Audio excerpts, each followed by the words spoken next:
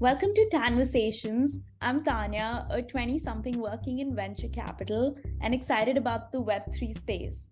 In this podcast, I'm going to be diving into the biggest questions that I have, mostly about work, but also about life and everything in between, by turning to my elders that include venture capitalists, experts, entrepreneurs, writers, philosophers, activists, and even 26-year-olds.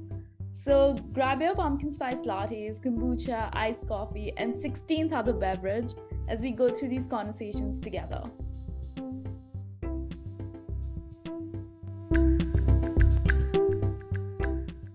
My guest for today is Alexandra, the investment manager at Cointelegraph Accelerator, who was also previously the vice president of strategy at Cointelegraph Consulting.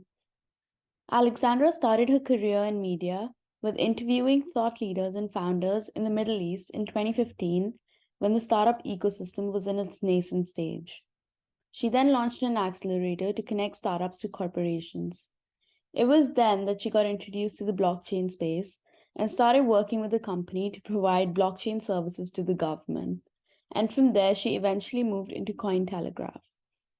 Alexandra is also a World Economic Forum Global Shaper, which is an extremely prestigious network of young leaders driving change in their local cities. In this interview, we talk more about her journey, her experience of being a global shaper, her perception on Dubai being a crypto hub, her take on the crypto industry post the crypto contagion of 2022, as well as interesting projects she has seen and is excited about for the future. So thank you so much for being on the podcast. And my pleasure. I'd love to start off with your journey. Sure. So we just for your audience's reference, we touched base a couple of weeks ago and had a super interesting chat and had a connection there. So that's why I thought it would be super fun to be on your podcast. And I know I shared a little bit, but I'll just go over it again. My background is super international, which right now isn't too surprising because so many people live all over the world and have grown up all over the world. But at the time, when I was growing up, I was singled out quite a lot by the community where I've lived because I wasn't from there. And I think moving to Dubai at a younger age has kind of shifted that perspective because it's a super international place where everyone is from somewhere else. And it's, the concept of third culture kids. That's like the majority of the population in Dubai. So that was a super great place to be a part of. And I think I've kind of maintained that global mindset since then. I finished high school there, went to university in California, studied economics because I wasn't too sure what I wanted to do. And I wanted to keep my options open. I mostly studied cinematic arts on the side there, using all the spare credits that I had because I was really into film. And moved back to Dubai and started working at a media startup, which kind of made sense. I couldn't really see myself in a corporate environment. Yeah. And I saw a lot of my friends going into that space, and I just couldn't imagine myself there. So the startup environment was the right thing for me. And because it was in media, it was kind of related to what I was doing before with cinema and film production. So what we were doing in Dubai was we were covering news about entrepreneurship and innovation in the Middle East region, which mostly consisted of doing interviews with different thought leaders, entrepreneurs, startups, corporates, etc. And as we were doing that and covering all this material and talking to so many different players, this was around 2015, 2016. I noticed a gap kind of in the market where a lot of startups had so many bright ideas and were ready to execute on innovative products, but were just short of resources to fully commit and fully execute on it.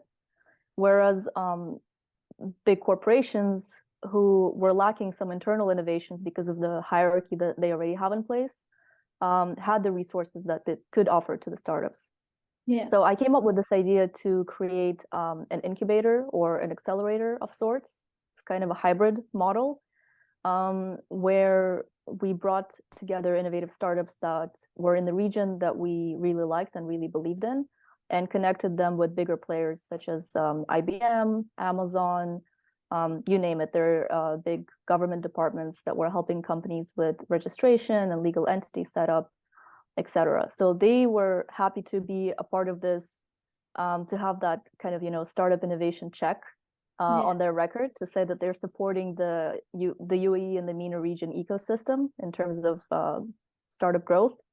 In return, they also had some internal innovation by bringing these teams on board and having them implement some of their ideas internally.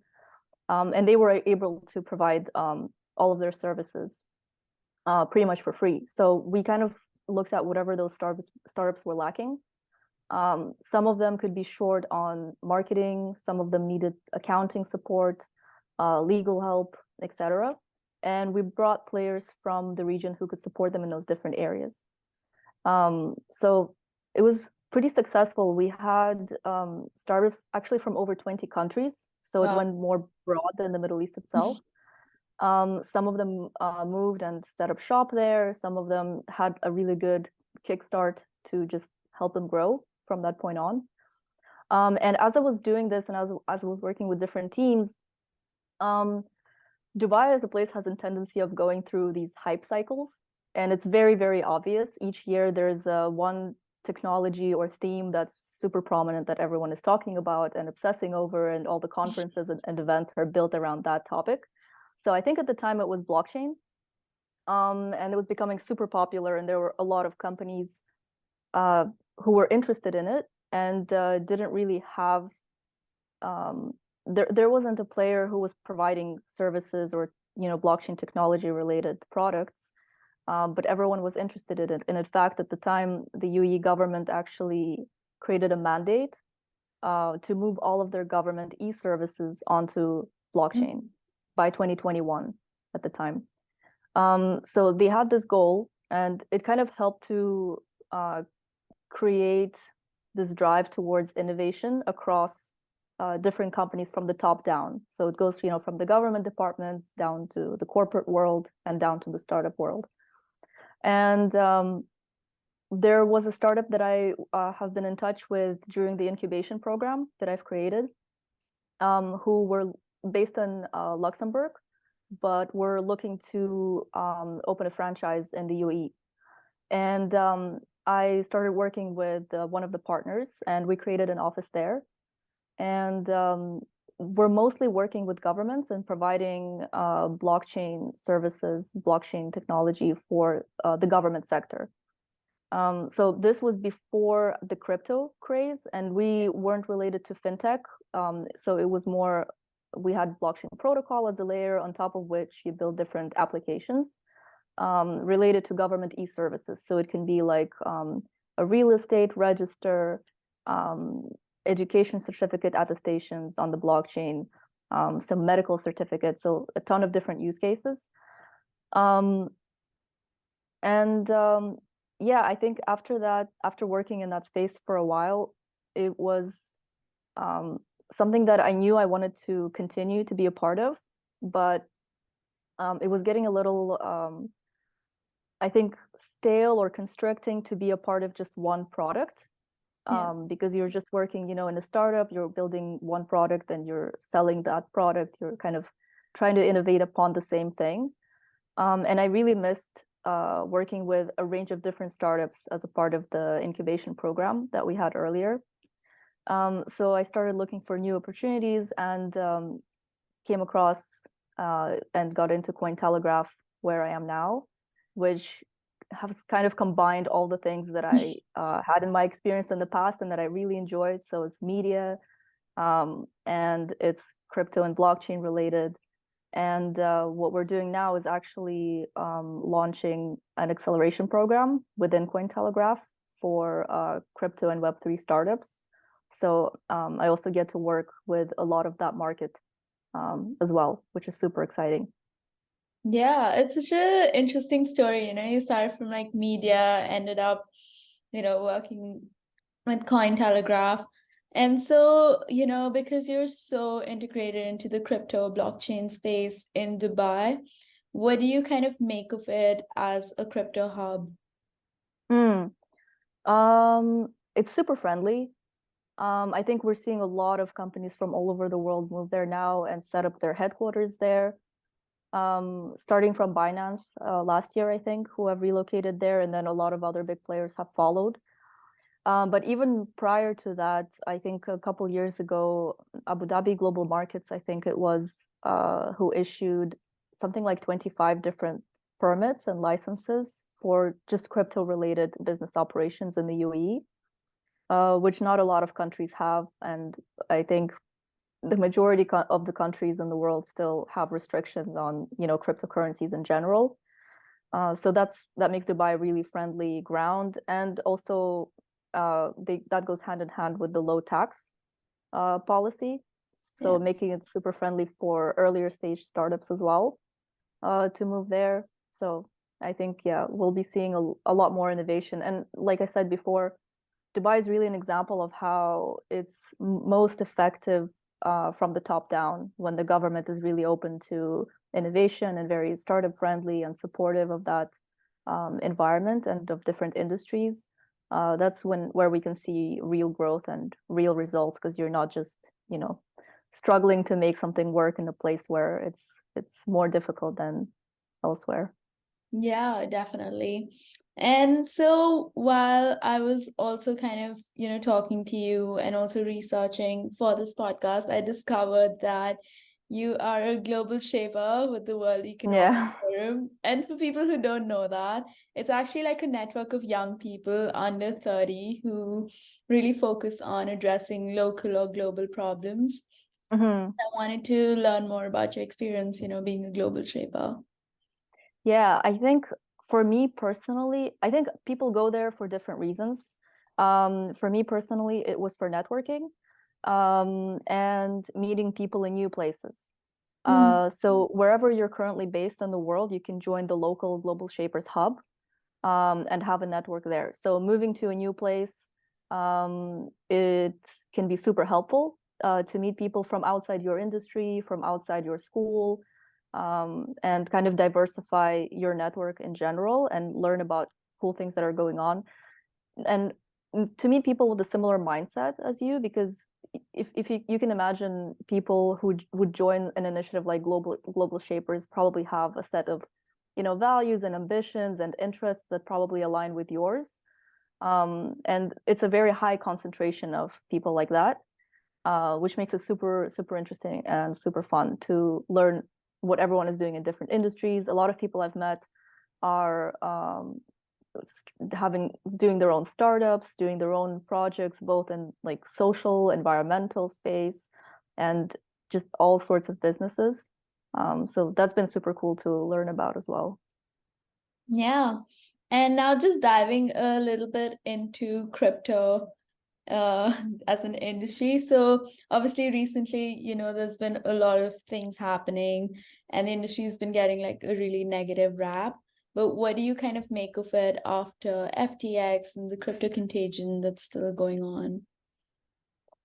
Um, well, I think because I've been in this industry for a little while, not super long, but quite a while, enough to see to have seen this kind of stuff happen in the past with the ICO bubble previously. And these things have happened before, and I think these kind of things will continue to happen again. And generally speaking, every industry goes through these kind of economic cycles, ups and downs, not just crypto. I think it's more prevalent right now in the crypto industry because there's a lot of it's kind of under the spotlight lately. There's a lot of heat on it, a lot of regulations that are trying to catch up to the development of this new industry. So there's a lot of examination and analysis that goes into it, more so than in other industries that we're more used to and that are more regulated because they've been established for much longer. The space is still evolving. It's going to continue to evolve. I honestly don't think that this is a big deal. it seems like the end of the world to a lot of people when you're really in it, especially if you're an earlier stage project who is still riding on, let's say, fundraise money or, you know, relying on VCs to help you out. Now, with the recent events, VCs are being much more cautious.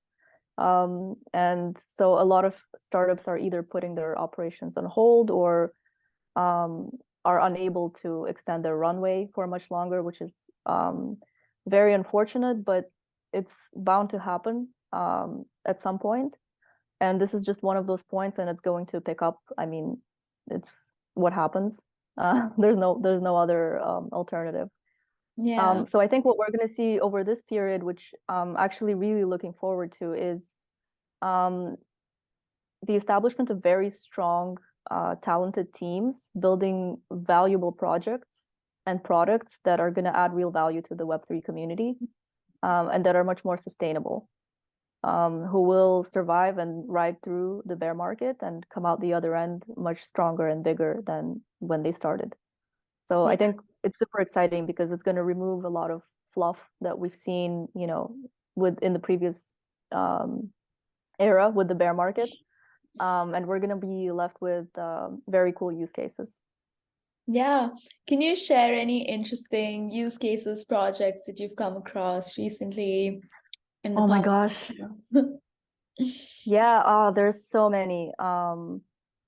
A lot of really cool GameFi projects. We're seeing a lot of cool DeFi projects, and this industry is still evolving super fast.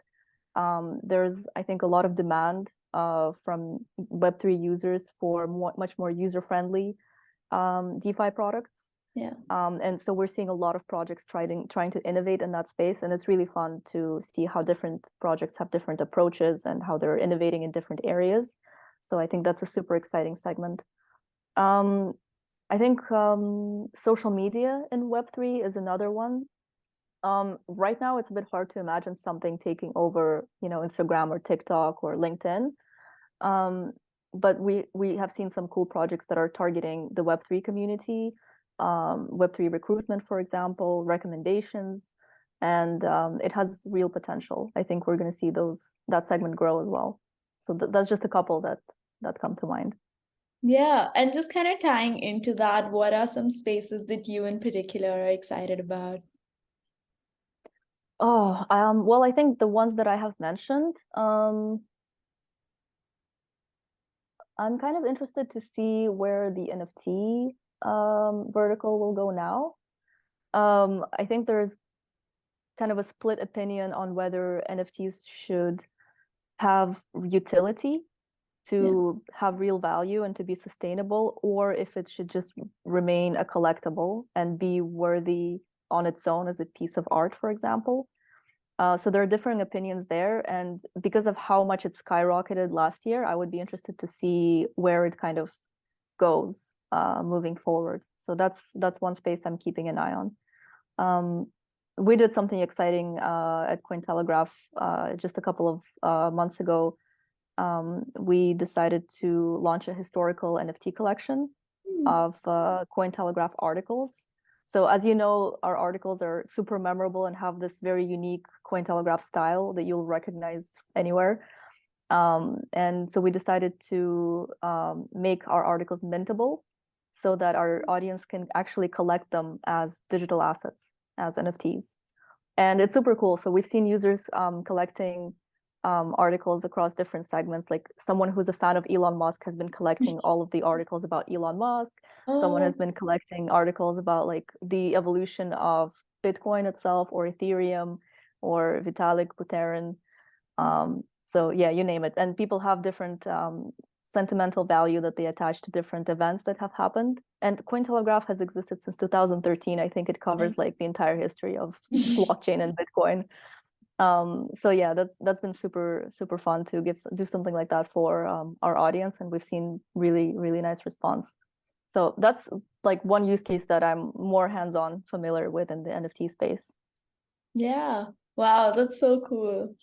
Yeah. And yeah, I think these are kind of all the questions that I had, and I'm so glad we got to do this. I think the first time that I spoke to you, I was just so kind of, amazed. I thought you had such a cool, interesting story. So I knew I had to get you onto the podcast. So really appreciate you coming on. Super And happy to be here. Thank you for having me. thanks.